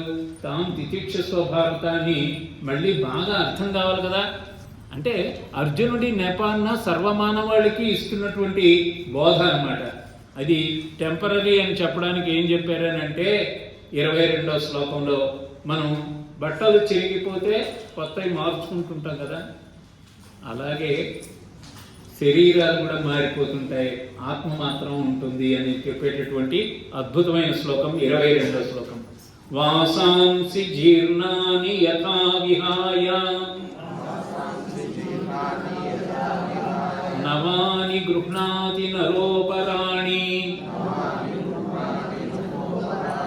తథా శరీరాణి విహాయ జీర్ణాన్ అన్యాని సంయాతి నవాని దేహి. జీర్ణము అంటే ఏంటి? అది చిరిగిపోయి జీర్ణం అయిపోయింది. జీర్ణోద్ధరణ సంఘం అంటారు కదా, టెంపుల్స్, జీర్ణ టెంపుల్స్ని ఉద్ధరించడం అని. అలాగే జీర్ణం అంటే చిరిగిపోయినటువంటి వస్త్రాన్ని వదిలేసి కొత్త వస్త్రాన్ని ఎలా తీసుకుంటారో అలాగే శరీరాలు కూడా పోయిన తర్వాత ఆత్మ అది ఇంకొక శరీరాన్ని తీసుకుంటుంది అని చెప్పేటటువంటిది. ఎక్కువ ఆభిక్షేపి కాలంలో మనకు వచ్చేది ఇదే. ఎవరైనా పోతే ఇది వేసుకుంటారు ఆ శ్లోకం. వాళ్ళకి అర్థం తెలియకపోయినా శ్లోకం పాత దాంట్లో వేశారు కనుక ఏంటంటే అంటారు. వాసాంసి జీర్ణాన్ని అంటే శరీరం ఎప్పటికైనా విడిపోయేదే, ఆత్మ నిత్యము అనేటటువంటి. అందుకే ఆత్మజ్ఞానం ఇచ్చేది కదా సాంఖ్యయోగం, అది చెప్తున్నా అనమాట. ఇంకా దాన్ని నైనం చిందంతి శస్త్రాన్ని నైనం దహతి పావక నచైనం నక్లేదయంత్యాపో నశోషయతి మారుత. దీన్ని ఎవరు ఈ మహాభూతాలు ఏం చేయలేవు. దాన్ని అగ్ని దాన్ని దహింపలేదు, నీరు తడపలేదు అని అంటే ఆత్మ గురించి మాట్లాడుతున్నారు అనమాట. అది చెప్తూ ఇంకేం చెప్పారనంటే ఈ మాత్రాస్పర్శాస్తు కౌంతేయ దగ్గర నాకు ఒక జీవితంలో ఒక ఎక్స్పీరియన్స్ జరిగింది. నేను హిమాలయస్ 3 times వెళ్ళాను. ఒకసారి మేము ఋషికేశ్ నుంచి రుద్రప్రయాగ్ అటు వెళ్తూ ఉన్నప్పుడు ల్యాండ్ స్లైడ్ అయిపోయింది మా వెహికల్. అక్కడే ఉండాల్సి వచ్చింది. అక్కడ క్లియర్ అవుతుందేమో అని అంటే కొద్దిసేపు మేము అక్కడ వెయిట్ చేసాం. చేస్తూ ఉంటే ఒక 8 గంటలు అప్పుడు జర్మనీ ఆయన మా బస్సులో దిగాడు. చాలా హైట్గా అది ఉన్నాడు, ఒక పెద్ద లాంగ్ కోట్ వేసుకొని ఉన్నాడు. ఆ లాంగ్ కోట్లో ఒక శ్లోకాస్ అనే పుస్తకం ఉంది. శ్లోకాస్ ఎయిర్పోర్ట్లోనూ కొంటారు, ఎయిర్పోర్ట్లో కొన్ని బుక్స్ ఉంటాయి కదా, కొని పెట్టుకున్నాడు. నన్ను what does that book contain అని అడిగాను. It contains selected shlokas from Bhagavad Gita అంటే. జర్మనీ ఆయన మన భగవద్గీతలో సెలెక్టెడ్ శ్లోకాస్ ఒకటి ఆ బుక్ పెట్టుకున్నాడు. Can you chant one shloka from it అని అడిగాను. ఇంగ్లీష్ బాగానే అర్థమవుతుంది కదా. Yes why not, I can అని వాసాంసి ఇది చదువుతున్నాడు. మాత్రా స్పర్శాస్తు కౌంటేయ అని చెప్తున్నాడు. Can you make me understand that shloka అని ఎక్స్ప్లెయిన్ చేసిండు. ఇంద్రియ విషయాలు వెళ్ళినప్పుడు when the touch the sense objects, sense organs, when they touch the object, they leave an impression which is trivial in nature, it will not sustain more. That is the essence of this. That's why I read Bhagavad Gita. It's a wonderful book.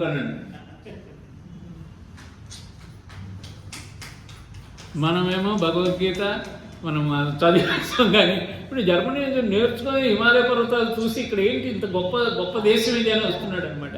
ఇది మాత్రా స్పర్శాస్తు చదివినప్పుడల్లా Germany అని నాకు గుర్తు వస్తుంటాను. మీకు కూడా share చేశాను అనమాట. 27వ శ్లోకంలో మీకు అందరికీ తెలిసినటువంటిదే ఏమిటి అని అంటే, జాతస్య హి ధ్రువో మృత్యుః ధ్రువం జన్మ మృతస్య చ తస్మాదపరిహార్యేర్థే నత్వం శోచితుమర్హసి. తప్పింప శక్యము కానిది ఏమిటి? మృత్యు. ఏం చెప్తున్నారు? జాతస్య హి ధ్రువో, ధ్రువం అంటే సత్యం అని అర్థం. ధ్రువ అంటే సత్యం. జాతస్య హి పుట్టినటువంటి వాడు, మృత్యుహు చావడం సుఖం. మన ముత్తాతలు తాతలు తండ్రులు, మా ఏజ్ వాళ్ళకి తండ్రులు కూడా వెళ్ళిపోయారు. మనం కూడా ఏదో రోజు వెళ్ళిపోతాం. అందరిలాగా వెళ్ళిపోకుండా నీవు ఈ ఆత్మజ్ఞానాన్ని తెలుసుకొని వెళ్ళమని మన ఋషులు చెప్తున్నారు మనకి. మన ఈ జ్ఞానం తప్ప మిగతా జ్ఞానాలన్నీ వస్తాయి మనకి. కనుక భగవద్గీతను తెలిస్తే ఆత్మజ్ఞానం వస్తే ఆనందంగా ఉంటుంది. ముందు ఏమవుతుందంటే the purpose of life will become very clear for you. ఎందుకు పొద్దున్న లేస్తే అసలు పర్పస్ ఆఫ్ లైఫ్ ఏమిటి అని ఆలోచించి లేచేవాడిదే జీవితం బాగా ఉంటుందంట. నా పర్పస్ ఆఫ్ లైఫ్ పొద్దున్న లేవగానే భగవద్గీత ఆన్లైన్ ఒక క్లాస్ చెప్పాలి, సరస్వతి గ్రంథాలయంలో ఆదివారం భగవద్గీత స్పీచ్ ఇవ్వాలి, దానికి బాగా ప్రిపేర్ అవ్వాలి. That is my purpose of life. అట్లాగే are you having a purpose of life to help others? ఏదో ఒకటి నువ్వు చేసుకునేది నీ కోసం కాదు, ఇతరులకు ఏమైనా చేయగలుగుతున్నావా? భగవద్గీత చెప్పేది ఏంటంటే not only your welfare but welfare of others. దాన్ని ఏం చేయగలవు అనేటటువంటిది. తర్వాత 37వ శ్లోకంలోకి వెళదాం. హతో వా ప్రాప్స్యసే స్వర్గం జిత్వా వా భోక్ష్యసే మహీం తస్మాదుత్తిష్ఠ కౌంతేయ యుద్ధాయ కృతనిశ్చయః. అతోవా నువ్వు క్షత్రియుడివి, నువ్వు ధర్మయుద్ధం చేయడానికి వచ్చావు. మనం అన్నీ చేశాం యుద్ధాన్ని నివారించడానికి, కానీ అన్నీ ఫెయిల్ అయ్యాయి. నేను కూడా రాయబారానికి వెళ్ళాను, నన్ను కూడా వాళ్ళు బందీ చేయాలని చూశారు. మీ అన్న అయితే ఎన్నో కష్టాలు పడ్డాడు వాళ్ళ చేతిలో, మీరందరూ పడ్డారు, మీ భార్య కూడా పడింది. ధర్మయుద్ధం. దీంట్లో 2 ఆప్షన్స్ నీ ముందున్నాయి. ఇప్పుడు యుద్ధం చేసి చచ్చిపోతావా, నీకు స్వర్గం ఉంది. యుద్ధం చేసి గెలిచావా, ఈ భూమండలాన్ని పరిపాలించవచ్చు. మీ అన్నగారి ఆధ్వర్యంలో ధర్మరాజ్య ప్రతిష్టాపన చేయాలి. Choose either of these options. ఎందుకు ఏడుస్తూ అంటున్నాడు? ఎంత బాగుంది, సింప్లిఫై చేసాడు అనమాట. అది హతోవా ప్రాప్స్యసే స్వర్గం. నువ్వు చచ్చిపోతే క్షత్రియుడికి ఏంటంటే స్వర్గద్వారాలు తెరిచి ఉంటాయట. క్షత్రియుడికి అలాంటి మరణం. జిత్వావా గెలిచినట్టయితే భోక్ష్యసే మహీం. ఈ యొక్క భూమి మీద ఈ సామ్రాజ్యాన్ని చక్కగా మీరు పరిపాలించవచ్చు. కాబట్టి ఏడవలసిన పర్లేదు, ఉత్తిష్ట అంటున్నాడు. మళ్ళీ తస్మాత్ ఉత్తిష్ట, అక్కడ ఉత్తిష్ట అన్నాడు, ఇక్కడ అంటే గెటర్ గెటర్ గెటర్. బాక్సింగ్లో కొడతా ఉంటాడు, అవతలవాడు వచ్చి పడిపోతుంటాడు. ఇప్పుడు కౌంట్ చేస్తారు 1 2 3 4 5 10 వరకు చాలు, అంటే chance to get up and hit back అనమాట.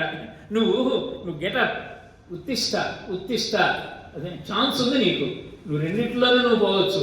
ఏది కాకుండా నపుంసకుల్లాగా క్లీబత్వంతో మాట్లాడుకొని అక్కడ హెచ్చరించాడు. దానికి వివరణ ఇక్కడ మనకి ఇస్తున్నారు అన్నమాట.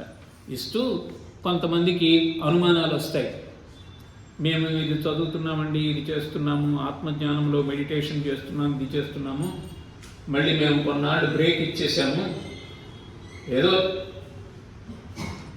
కొన్ని కారణాల వల్ల లేదా మా యొక్క లేజినెస్ వల్ల మళ్ళీ మాకు ప్రత్యవాయ దోషం ఏమైనా ఉంటుందా కదా. ప్రత్యవాయ దోషం అంటే తిరిగి ఏమైనా మాకు ఎదురు, మనం మొత్తంగా మాట్లాడుంటే ఎదురు నాకేమైనా కీడు సంభవిస్తుందేమో అని. కొంతమంది అంటారు మధ్యలో ఆపేస్తే మీకు బెడిసి కొడుతుంది అంటారే, ఈ ఆత్మవిద్య నేర్చుకునేటప్పుడు అలాంటిది లేదు అని చెప్తున్నాడు. ఎంత ఎక్స్పీరియన్స్ ఇస్తున్నారు చూడండి. ఇది చదవండి. నేహాధిక్రమణాసోస్తి ప్రత్యవాయో న విద్యతే స్వల్పమప్యస్య ధర్మస్య త్రాయతే మహతో భయాత్. త్రాయతే అంటే రక్షిస్తుంది, మహతో భయాత్ గొప్ప భయాల నుంచి నిన్ను రక్షిస్తుంది. ఇప్పుడు ఈ విధమైనటువంటి నువ్వు నిష్కామ కర్మయోగంను ప్రారంభిస్తే నువ్వు నిష్ఫలమైనటువంటిది ఏమీ లేదు. నిష్కామ కర్మయోగం అంటే don't expect the results, you do your actions. నువ్వు చేయవలసిన విధంగా నువ్వు చేయి, రిజల్ట్స్ ఆటోమేటిక్గా వస్తాయి. కానీ రిజల్ట్స్ కోసమని నువ్వు పనులు చేయకు అని చెప్తున్నారు. అదే కర్మణ్యేవాధికారస్తే మా ఫలేషు కదాచన మా కర్మఫల హేతుర్భూ మాతే సంభోస్వ కర్మణి. మొదటి లైన్ చాలా మందికి అర్థమైపోతుంది. కర్మాన్ని చేయడానికే నీకు అధికారం కలదు, కర్మఫలాన్ని నువ్వు ఆశించకు. మొదటి లైన్ అర్థమవుతుంది. రెండో లైన్ చాలా ఇంపార్టెంట్. నువ్వు కర్మఫలాలను ఆశించడం లేదు కనుక నీ పని చేయడం మానకు అని ఉంది. అది ఇంపార్టెంట్. చాలా మంది మొదటి లైన్ పట్టుకొని వెళ్ళిపోతారు, రెండో లైన్ ఇంపార్టెంట్ తెలుసా. కర్మణ్యేవాధికారస్తే మా ఫలేషు కదాచన మా కర్మఫల హేతుర్భూ మాతే సంగోస్త్వ కర్మణి. నువ్వు కర్మల్ని నువ్వు వదలకు, నువ్వు చేయవలసినటువంటి నువ్వు చేయాలి, అకర్మలు కాకు అని చెప్పేటటువంటిది. ఇప్పుడు ఇక్కడ తస్మాత్, ఇందాక శ్లోకం ఒకటి చెప్పాను కదా, తస్మాత్ యుద్ధస్య, నువ్వు యుద్ధం చెయ్యి అని అన్నారే. మనకి గోర్ఖా రెజిమెంట్ అని ఉంది. గోర్ఖా రెజిమెంట్ వాళ్ళ స్లోగన్లో ఇది ఉంటుంది అనమాట. తస్మాత్ 37వ శ్లోకంలో యుద్ధాయ కృత నిశ్చయ అంటూ వాళ్ళు డ్రిల్ చేస్తారు. రిపబ్లిక్ డే పెరేడ్లో వాళ్ళు వస్తుంటారు. అప్పుడు మరాఠా రెజిమెంట్, గోర్ఖా రెజిమెంట్ అలా వచ్చినప్పుడు గోర్ఖా రెజిమెంట్ అనేటువంటి వాళ్ళు వస్తా యుద్ధాయ కృత నిశ్చయ అని అరుస్తారండి. ఎక్కడి నుంచి వచ్చింది? భగవద్గీతలో ఉంది. కృత నిశ్చయ, we are determine to fight this war, no hanky panky, ఇది అది కాదు, మేము చేస్తాం అంతే. గెలిస్తే మా దేశం సురక్షితం, మేము చచ్చిపోతే వేరే స్వర్గం మాకు అనేటటువంటిది. అంటే భగవద్గీత కూడా మిలిటరీకి ఎంత దీని నుంచి వాళ్ళు తీసుకుంటున్నారు అనేటటువంటిది. తర్వాత దీంట్లో యోగ కర్మసు కౌశలం అని కూడా వస్తుంది మనకి. కర్మలని కౌశలంతో చేయడమే యోగం అన్నారు. యోగం అంటే అదేదో ముక్కు మూసుకొని తపస్సు చేస్తే అదే యోగం కాదు. నువ్వు చేసే పనుల్ని విత్ స్కిల్ఫుల్గా చేసి అందరికి ఉపయోగపడేది చేస్తే అదే యోగం. ఇప్పుడు లైబ్రరీలో బుక్లన్నీ నీట్గా సర్ది, ఇదంతా నీట్గా పెట్టి, ఇదంతా ఊడ్చి వచ్చిన వాళ్ళందరినీ పులకరిస్తే that is a yoga, great yoga. కర్మయోగం అంటే అదే.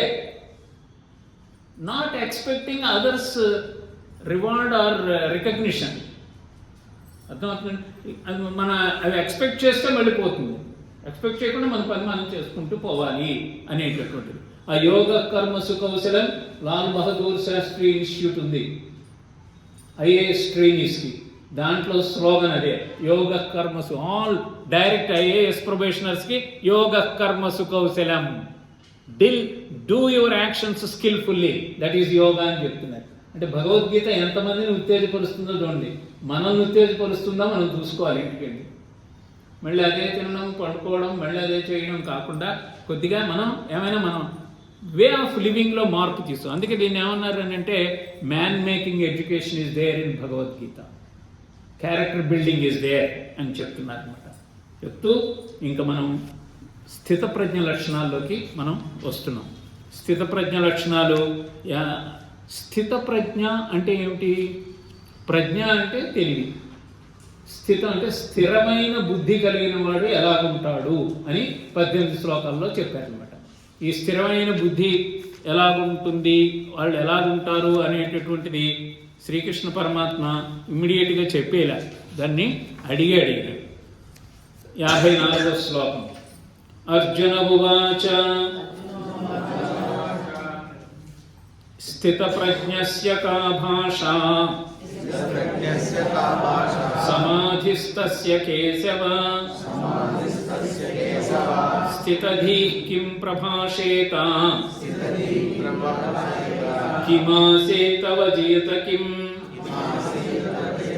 కిమాసీత వ్రజేత కిం. ఓ కేశవ, స్థిరబుద్ధి గలవాడి యొక్క ప్రవర్తన ఎలా ఉంటుందో చెప్పు. ఎందుకంటే నాకు అస్థిర బుద్ధిలో ఉన్నాను కదా. స్థిరబుద్ధి కలిగిన వాడి యొక్క ప్రవర్తన ఎలా ఉంటుంది? కా భాష, అతని లక్షణాలు ఏమిటి? కిం ప్రభాషేత, ఏ విధంగా మాట్లాడతాడు అతను? కిం ప్రభాషేత. కిం ఆసీత, ఏ విధంగా ఉంటాడు? కిం వ్రజేత, ఎట్లు సంచరిస్తాడు? అంటే ఇవన్నీ మనకి మనుషులందరికీ కావాల్సినటువంటి లక్షణాలని ఈ 55వ శ్లోకం నుంచి 72వ శ్లోకం వరకు మనకి ఇచ్చారనమాట. దీంట్లో కొన్ని శ్లోకాలు మనం తీసుకుంటే మనం సాంఖ్యయోగాన్ని మనం వాళ్ళ కంప్లీట్గా కొంత దాంట్లో ఎస్సెన్స్ని మనం గ్రహించిన వాళ్ళం అవుతాం. శ్రీ భగవానువాచ ప్రజహాతి యదా కామాన్ సర్వాన్ పార్థమనోగతాన్ ఆత్మన్యేవాత్మనా తుష్టః స్థితప్రజ్ఞస్తదోచ్యతే. అంటే ఊరికే కోరికల వెంబటే వెళ్ళిపోకుండా ఆత్మయందు అంటే మనం విత్డ్రా అయ్యి మనసుని స్థిరంగా చేసుకొని మనకు కావలసినంత వరకే బయట కార్యకలాపాలను చేసుకొని ఇతరులకు హితకరమైనవి, నీకు హితకరమైనవి సైలెంట్గా నువ్వు కూర్చొని ఈ భగవత్ తత్వాన్ని గురించినటువంటి ఆలోచన, భావన, యోగమను, తపస్సును, ధ్యానమను, పూజను ఏదైనా నువ్వు సైలెంట్గా నువ్వు చేసుకున్నది ఉందే, అది స్థితప్రజ్ఞ లక్షణం. ఊరికే అన్ని గుళ్ళకు పరిగెత్తేసేసి అలా అన్న క్యూల్లో తోసేసుకొని వీళ్ళని తిట్టుకొని అవన్నీ చేయక్కర్లే. భగవద్గీత చెప్పేది అది. చాలామందికి కొంత భగవద్గీతకి రాకపోవడానికి కారణం ఇలాంటి చాలా రాడికల్గా ఉంటాయి దీంట్లో. చాలా యూ డూ ఫస్ట్. అక్కడ వెళ్ళినా మళ్ళీ ఇంటికి వచ్చి ఏం చేస్తావు అంటే, ఎందుకు వెళ్ళాను బాబు అంటావు. నువ్వు స్థితప్రజ్ఞ ఫస్ట్ దాంట్లోనే చెప్తున్నాడు, control your desires to the limited extent. To what extent you want, you have it, but come back from the field of action. SIT in meditation. Meditation అంటే ఏం లేదు, ఆ యొక్క నా హృదయంలో ఉండేటువంటి ఆత్మస్వరూపుడైన భగవంతుడితో నేను అనుసంధానం, సైలెంట్గా కూర్చో. అది చెప్తున్నాడు. ప్రజహాతి యదా కామాన్ సర్వాన్ పార్థ మనోగతాన్. మనస్సు ఏం చేస్తుందంటే కూర్చున్న ఆలోచన రేపుతుంది, వాటిని మనం కంట్రోల్ చేయాలి అని చెప్తున్నారు అనమాట. అసలు కోపం ఎందుకు వస్తుంది, ఇవన్నీ కూడా మనకి ఈ శ్లోకాల్లో వస్తాయి. ఇప్పుడు అసలు కోపం ఎందుకు వస్తుంది? అసలు నువ్వు ఒకటి అనుకుంటావు, ఆ ఒక పని కాకపోతే కోపం వస్తుంది, అంతే కదా. అదే జెనిసిస్ ఆఫ్ యాంగర్ మేనేజ్మెంట్ కూడా భగవద్గీత ఈ స్థితప్రజ్ఞ లక్షణాల్లో ఉంది అనమాట. అది ఎందుకు వస్తుంది అనేటటువంటిది మనకి చక్కగా ఇక్కడ చెప్తున్నారు అనమాట. 62వ శ్లోకం. ఇప్పుడు మనం విషయాలను గురించి ఆలోచిస్తూ ఉంటే మనకేమవుతుంది, వాటితోటి అటాచ్మెంట్ మొదలవుతుంది, అంతే కదండి. మనం 2 వీలర్ మీద వెళ్తుంటాం, మన ముందు బెంచ్ కార్ వెళ్తుంది అనుకోండి, మనకి ఏమొస్తుందంటే ఆలోచన, ఇలాంటి బెంచ్ కార్లో నేను ఎప్పుడు వెళ్ళగలను అని వస్తుంది. కోరిక వచ్చింది, దానికి అటాచ్మెంట్ మొదలైంది. అంటే ధ్యాయతో విషయాన్ సంగస్తేషు ఉపజాయతే. సంగ అంటే అటాచ్మెంట్ అనమాట. నువ్వు విషయాలను నువ్వు ఆలోచిస్తూ ఉంటే దాని మీద నీకు ఒక సంగం ఏర్పడుతుంది, అటాచ్మెంట్ ఏర్పడుతుంది. అది ఏమవుతుందనంటే ఆ సంఘం ఎప్పుడైతే అటాచ్మెంట్ ఏర్పడిందో అది నాకు కూడా ఉంటే బాగుందని కోరిక వస్తుంది, అంతేనా? ఆ కోరిక వచ్చిందనుకోండి, ఆ కోరిక నెరవేరలేదనుకోండి కోపం వస్తుంది. కోపం వచ్చిందనుకోండి వాడు నేను చెప్పి అదే కావాలనుకుంటాడు, మోహం. అది ఆ మోహంలో పట్టాడనుకోండి వాడికి ఉన్న జ్ఞానం అంతా పోతుంది. జ్ఞానం పోతే ఏమవుతే పతనం అవుతాడు. ఆ 2 శ్లోకాలు అద్భుతమైన శ్లోకాలు ఇవి. ఈ రోజున సైకాలజిస్ట్, ఏదో ఇప్పుడు అమెరికాలో బ్రిటిష్ అక్కడంతా బిహేవియరల్ సైంటిస్ట్ అని ఉంటారు, సైకాలజీ వాళ్ళు. ఎట్లాగా మనస్తత్వ శాస్త్రంలో ఎందుకు కోపం వస్తుంది ఏంటో అన్ని రీసెర్చ్ చేసి, ఇంకా మేమేం రీసెర్చ్ చేసి ఆఖరికి వచ్చిన ఫైండింగ్స్ కన్నా గొప్పగా ఈ 2 శ్లోకాల్లో ఉందని చెప్పారు బిహేవియరల్ సైంటిస్ట్. చూడండి ఆ శ్లోకం. ధ్యాయతో విషయాన్ పుంసః సంగస్తేషూపజాయతే. అంటే విషయాల్ని ధ్యానం చేస్తే, విషయాలు అని అంటే ఇంద్రియ పట్టుకునే వస్తువులు అనమాట. కనబడేది, వినబడేది, అవన్నీ నాకు కావాలి. ఒక టీవీ మంచిది చూసి అది కావాలి, కోరికలు. ఈ కోరిక ఎందుకు వచ్చింది? ఈ ఇంద్రియము ఆ వస్తువుతోటి సంగం పెట్టుకుంది. ఆ సంఘం పెట్టుకున్నప్పుడు కోరిక వచ్చింది. ఆ కాబట్టి సంఘం వచ్చింది. సంగాత్ సంజాయతే కామః. ఆ సంఘం నుంచి కోరిక వచ్చింది. కామాత్ క్రోధోభిజాయతే. ఆ కోరిక నుంచి కోపం వచ్చింది, ఎందుకంటే నెరవేరలేదు కనుక. క్రోధాత్ భవతి సమ్మోహః. అప్పుడు మోహంలో పడ్డాడు, అంత అదే కావాలంటాడు. అంత టూ మచ్ అటాచ్డ్ అయిపోయాడు అనమాట, అంత అజ్ఞానంలో ఉన్నారనమాట. అందుకే ఏం చేస్తున్నాడు? క్రోధార్థ సమ్మోహ స్మృతి విభ్రమ.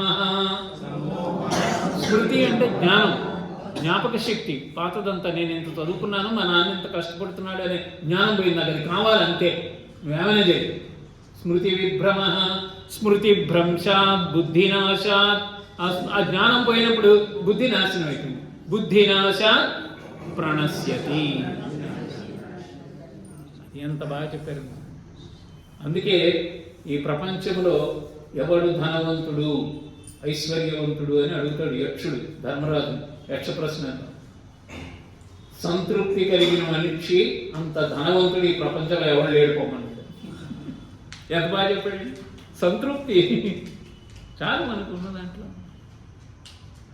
లేదమ్మో వాళ్ళంత పెద్ద బంగారు నెక్లెస్ వేసుకుని నాకు మా ఆయన కొనలేదంటే ఉన్నదానికి కూడా సంతృప్తి. ఆయన ఏడుస్తూ కూతురు ఇన్ని కొన్నా అది కొనలేదని ఏడుస్తుంది. ఏం చేయను. 63. క్రోధాత్ భవతి సమ్మోహః. సమ్మోహ స్మృతి విభ్రమః. స్మృతి భ్రంశాత్ బుద్ధినాశో. బుద్ధినాశాత్ ప్రణశ్యతి. ఇది మన పిల్లలు ఉన్నారు ఇప్పుడు, టీనేజ్ పిల్లలు, మీ మనవాళ్ళు అంటే ఒకసారి నువ్వేమనుకోకరా చెప్తానని దీన్ని వేరే కథ రూపంలోనో దేంట్లోనో ఈ శ్లోకాల భావాన్ని చెప్పి అవసరమైతే ఈ శ్లోకం కూడా చదివించవచ్చు. ఇప్పుడు సంక్రాంతి పండుగలకు వస్తారు కదా మన ఇంటికి, వచ్చినప్పుడు కొద్దిగా ఇలాంటివి చెప్తే ఏమవుతుందంటే ఎవరు చెప్పేవాళ్ళు లేరు. ఇప్పుడు వచ్చింది కూడా ఇది వచ్చింది కదా ఒకటి మనకి, దాంట్లో ఎవరు ప్రపంచం వాళ్ళు క్రియేట్ చేసుకుని దాంట్లో వెళ్ళిపోతున్నారు. కాబట్టి మనం చేసుకోవాలి అనేటటువంటిది. ఇంకా మనం అయితే ఇంకేం చెప్తున్నారు అని అంటే మనం ఆఖరి శ్లోకాల్లోకి వచ్చేసామన్నమాట. ఇవన్నీ కోరికలు అనేవి ఎప్పుడు వస్తూనే ఉంటాయి. దానికి ఒక చక్కటి ఎగ్జాంపుల్ ఇచ్చేసారు. ఏమిటనంటే సముద్రం ఉంది, సముద్రంలో అన్ని వైపుల నుంచి నదులు వచ్చి పడిపోతూ ఉంటాయి. అలాగే నీలో కూడా కోరికలు అన్ని వైపుల నుంచి వచ్చి పడిపోతుంటాయి. అది కొని ఇది కొని ఇది. డిపార్ట్మెంట్ స్టోర్లో వచ్చినాయి కదా ఇప్పుడు అన్ని మాల్స్. ఒకటి కొనబోయి అది మర్చిపోయి ఇంకోటి కొనుక్కొస్తున్నారు ఇప్పుడు. అడ్వర్టైజ్మెంట్లు డిస్కౌంట్లు చూసి ఇంటికి వచ్చాక అత్తమ్మన్నాను కదండి మీరేనంటే అది మర్చిపోయాను నేను అవన్నీ చూశాను. ఏమిటి యు ఆర్ ఇన్ డెల్యూషన్ అనమాట. అదే స్థిరబుద్ధి కలిగిన వాడు చీటీ రాసుకొని ఇంకా అవి ఇవి చూడడు, డైరెక్ట్గా ఆ ర్యాక్ దగ్గరికి వెళ్ళి ఆ ప్యాకెట్లు తీసుకొని బిల్ చేయించుకొని వచ్చేస్తాడు అనమాట. స్థితప్రజ్ఞ లక్షణాలు ఇంట్లో అందరికీ అవసరమే. అయితే ఈ నదులన్నీ వచ్చేస్తే సముద్రం ఏమైనా పొంగిపోతుందా? ఏమీ లేదు. అలాగే ఎన్ని కోరికలు వచ్చినా నేను భగవద్గీత గురుగారి క్లాస్లో నేను స్థితప్రజ్ఞ లక్షణాలు విన్నాను, ఈ కోరికలు నన్ను ఏమి చేయకుండా కానీ సముద్రంలాగా ఆ నదులన్నీ ఎలా నింపుకుందో అలా నింపుకొని హాయిగా ఉంటుంది. అది చెప్తున్నారు 70వ శ్లోకంలో. ఆపూర్యమాణమచల ప్రతిష్టం సముద్రమాప ప్రవిశంతి యద్వత్ తద్వత్ కామాయం ప్రవిశంతి సర్వే శశాంతి మాప్నోతి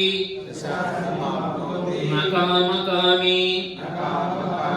నా అంటే నో అని సంస్కృతంలో, నా అంటే ఇంగ్లీష్లో కూడా అదే నోయే. నా కామకామి, desirer of the desires will not get happiness అంటున్నాడు. ఊరికే కోరికలు మ్యానుఫ్యాక్చర్ చేసుకుంటే వెళ్ళిపోవడమే కదా మనం. Manufacture one fulfilled desire gives space for 5 unfulfilled desires. ఒక కోరిక తీరంగానే 5 కోరికలు రెడీ. ఒక అపార్ట్మెంట్ కొంటాడు, వెంటనే దానికి ఇంటీరియర్ చేయించాలి, ఇంటీరియర్ చేస్తే ఇంకోటి చేయించాలి, కిచెన్ చేయాలి, అంటే ఒకటి కన్నా ఒకటి రెడీ. 5 తీరంగా 5. They are in geometric progression అన్నాడు, నాట్ అరిథమెటిక్ ప్రోగ్రెషన్. 1, 2 అయితే పర్లా, జియోమెట్రిక్ ప్రోగ్రెషన్లో వెళ్ళిపోతూ ఉంటాయి. కాబట్టి మనం వాటిని హౌ టు కంట్రోల్ దెమ్ అనేది కానీ తెలుసుకుంటే వాడు శశాంతి మాప్నోతి, హీ అటైన్స్ పీస్ అని చెప్తున్నాడు భగవద్గీతలో. So Bhagavad Gita is also applicable, is more applicable in the present context, because people are running to satisfy their desires and they are utterly unhappy because those desires are only time bound, limited time, temporary కనుక. ఇది చక్కటి example కూడా మనకి ఇచ్చారు. సముద్రము, నదులు అది ఎలా పొంగిపోదో, నీకు అన్ని అట్రాక్షన్స్ వస్తున్నా దాన్ని కంట్రోల్ చేసుకోవాలి అని చెప్పి ఇంకా ఆఖరి శ్లోకము మనకి వస్తుంది. దీన్ని ఏమంటారంటే వీటిని అన్నిటినీ మనం చేసుకొని ఇందాక చెప్పినట్టుగా మాత్రా స్పర్శాస్తు కౌంటేయ, ఏ విధంగా యోగ కర్మసు కౌశలం, క్రోధాద్భవతి సమ్మోహ, ఆ విషయాలన్నీ నేర్చుకొని చేస్తే నువ్వు ఏమవుతుందంటే బ్రాహ్మీ స్థితికి వెళ్తావు అనమాట. హ్యాపీగా ఉంటావు. రమణ మహర్షి గారికి ఏం లేవు, హ్యాపీగా ఉన్నాడు. రామకృష్ణ పరమహంస గారు హ్యాపీగా ఉన్నారు, వాళ్ళకి ఏం లేవు. ఎందుకంటే వాళ్ళు ఈ స్టేజ్కి వెళ్ళారు. మరి మేము వెళ్ళగలమా? మా కష్టాలు మేము ఇవన్నీ దీంట్లో పాతుకుపోయామండి అంటే ట్రై అభ్యాస యోగేన అన్నారు. Make an attempt. నన్ను ఒక కాలేజీలో స్టూడెంట్స్ ఈ పర్సనాలిటీ డెవలప్మెంట్ చేసి మేము రోజు 8ంటికే లేస్తుంటారు. వాళ్ళు టైం 8ంటికి వెళ్తారు లేవడం. సరే పర్లేదు బతికించాడు. ఒకడైతే నేను 11ంటికి లేస్తాను, నువ్వు 8ంటికి లేస్తావు. అయితే మరి ఇప్పుడు ఎలా మార్చాలి సార్ ఇప్పుడు అన్నాడు. నువ్వు నెమ్మదిగా 7ంటికి లేవడం మొదలుపెట్టు, 5ంటికి లేవకు. వాళ్ళ నాన్న 5ంటికి లేవమంటాడు. 5ంటికి లేవమంటే ఎవరు లేస్తాడు? అందుకని ముందు కొద్దిగా స్టెప్ డౌన్, ఒక హాఫ్ అన్ అవర్ ముందు 7 ఒక 21 రోజులు చేసావు, నువ్వు 7ంటికి ఆటోమేటిక్గా లేస్తావు. నెమ్మదిగా 6:30కి రా. తర్వాత 6:30కి లేచి ఒక 3 కిలోమీటర్స్ నడవడం నేర్చుకో. సూర్యుడిని చూస్తావు, డి విటమిన్ వస్తుంది కొద్దిగా. ఎప్పుడైతే నువ్వు మార్నింగ్ వాక్ చేస్తావో క్రియేటివ్ ఐడియాస్ కూడా వస్తాయి, లిమ్స్ అవి బాగా పనిచేస్తాయి. అట్లా చెప్తే తర్వాత ఒక మళ్ళీ నెక్స్ట్ ఇయర్ వెళ్ళినప్పుడు అతను వచ్చి నాకు కలిసాడు. మీరు చెప్పినవి అన్నీ కొంత ఇంప్లిమెంట్ చేసిన సార్, ఐఎమ్ వెరీ హ్యాపీ అని చెప్తే ఆచరిస్తే దానివల్ల మనకి రిజల్ట్స్ వస్తాయి, అభ్యాస యోగం వస్తుంది.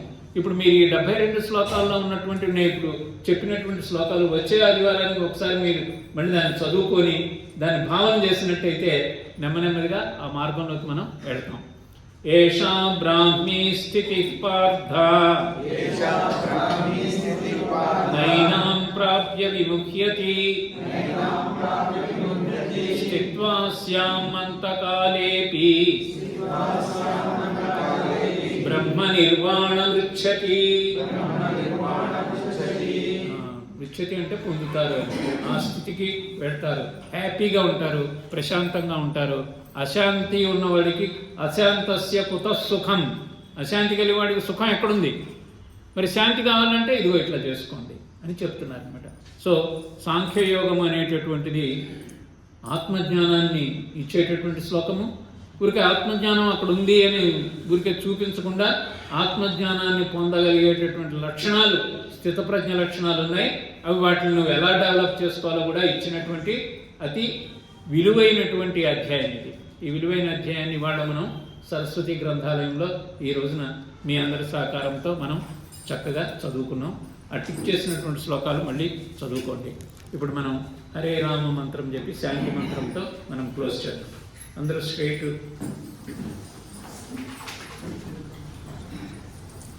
హరే రామ హరే రామ హరే రామ హరే రామ రామ రామ హరే హరే రామ రామ హరే హరే హరే కృష్ణ హరే కృష్ణ హరే కృష్ణ హరే కృష్ణ కృష్ణ కృష్ణ హరే హరే కృష్ణ కృష్ణ హరే హరే. ఓం సహనా భవతు ఓం సహనా భవతు సహనౌ భునక్తు సహనౌ భునక్తు సహ వీర్యం కరవావహై సహ వీర్యం కరవావహై తేజస్వినావధీతమస్తు తేజస్వినావధీతమస్తు మా విద్విషావహై మా విద్విషావహై. ఓం ఓం శాంతి శాంతి శాంతి శాంతి శాంతి శాంతి. లోకాః సమస్తాః సుఖినో భవంతు లోకాః సమస్తాః సుఖినో భవంతు. సర్వం శ్రీకృష్ణార్పణమస్తు. సర్వం శ్రీకృష్ణార్పణమస్తు. హరి